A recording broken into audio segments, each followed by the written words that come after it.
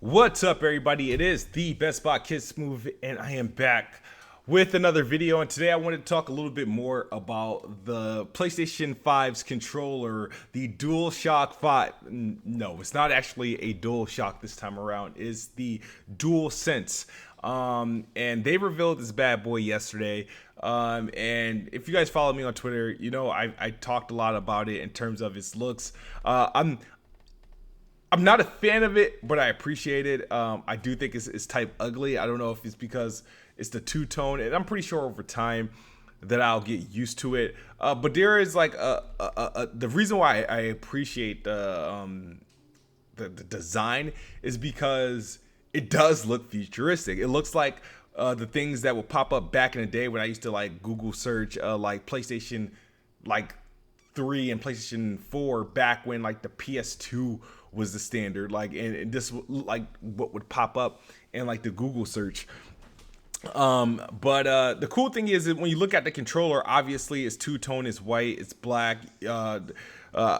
Obviously when you see the color of the controller, you can obviously guess the color of the console. I don't see a scenario where the default controller is a complete different color than the console, and I expect the console to be white and black according to the controller. And if you look at the controller, you can actually take a look at the PSVR, and they have a lot in common in terms of like color scheme.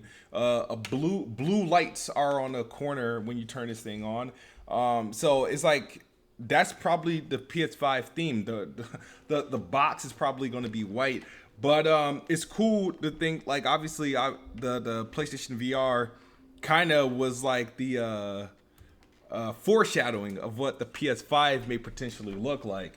And the buttons on the DualSense controller is reminiscent of the PS Vita, like that the gel button.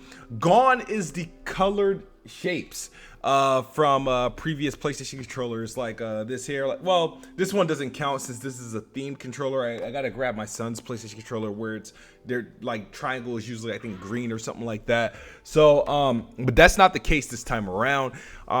It's very different. I appreciate the futuristic look. It does look like a generational leap. Hands down, the DualSense controller already has more features than what the Series X is going to be doing. Now, I appreciate the Series X controller. It's probably going to be my favorite controller along with the Elite Series 2 once I buy it and getting that when the Series X come out. The Xbox controller is my preferred gamepad. I feel like I would probably enjoy the DualSense controller over the DualShock 4 only because it looks fatter, more like an Xbox One controller. It's wider, and it probably has more weight to it. But this thing is packing with a bunch of features with their haptic feedback and the things that they're going to be doing. Expect Sony to be like promoting like the feel of games. The biggest enhancements on PlayStation with PlayStation 5 that you're going to be experiences the feel of the games and the different features that the feedback you get in your controllers. Obviously visuals is going to be there, but the audio, the sound that they're touting, and there's another key thing that they're touting: speed, obviously load, the way that their games are going to be designed. But a lot of the things outside of like graphics that they're going to be able to take full advantage of, and that sets itself apart from the Xbox. Now, I don't think the PlayStation 5 is going to be any cheaper than the Series X. I do see the PlayStation 5 being $499 at its lowest point. It's a $499 console. The controller isn't cheap. This is not going to be a $50-$60 controller. This is definitely going to be an $80-$90 controller because it's just doing more, and there's a large investment there. The PlayStation, sure, it's not as powerful as the Series X, but there's some high-tech stuff in there that isn't cheap. None of these consoles are behind. Both of these consoles have things that aren't available on PCs yet, and it's 2020, bro. Like there's no PC on the market that has the tech that the Series X or and especially the PS5 have, even up to like the clock speeds on some of these things.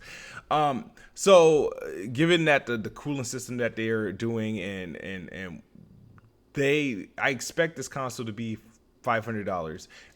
And they have things that they can, advertise and market that's legit next generation, that can back up its pricing claim outside it being slightly weaker or significantly weaker than the Series X. But I think the controller is growing on me a little bit, like to the point I can see myself, okay, cool. There's just a high level of appreciation to it, because when you do look at the Xbox Series X controller in comparison, it's not that much different than the Xbox One controller. And that's not a problem, because there's nothing wrong with the Xbox One controller. And it looked like they just really made the Xbox One controller, the default controller, just that much better. So there's nothing wrong with the Xbox controller. However, the PlayStation controller, it just by design is telling you it's doing something completely different that just wasn't available last gen. Whereas obviously the Series X controller, you can use it on your older Xbox, you can use it on your mobile phone, you can use it on PC. It's just really standard. So some people might look at it as like a sense of outdated, but I mean, I don't know what more you want to do to an Xbox controller. You want to put a touch screen on it, you want to put an LED screen on it. I don't know. I don't foresee myself doing anything other than playing games with the controller. Now, PlayStation, the biggest changes that we're seeing is that the thing that's being touted is the microphone. And of course, I made fun of it, but I forgot about the patent that PlayStation has. So literally, the DualSense controller is really going to be like an Alexa attached to your controller.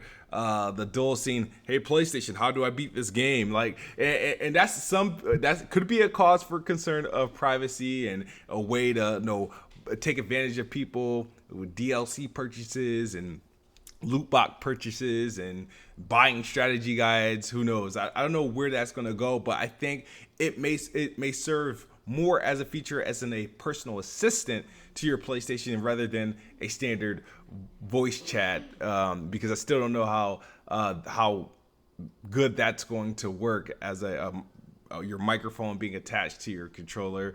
Your microphone built into the controller. They're saying noise cancellation and all that other stuff, but I don't know. But I could see it, obviously, voice command, hey PlayStation, buy this. Hey PlayStation, show me how to do this. I can see them touting that. But overall, I mean, it is a nice controller, and it's a nice change, obviously, for PlayStation. And it's finally, I'm happy to see something related to the PS5 coming from Sony that's not a rumor, that's not a fake leak, and it's something that's tangible that we could look at, something that's not a concept we could take and put on our thumbnails. But I'm looking forward to seeing more of PlayStation 5, and I'm looking forward to seeing the console. Let me know what's your thoughts of the DualSense controller, and I look forward to seeing your comments. Thank you.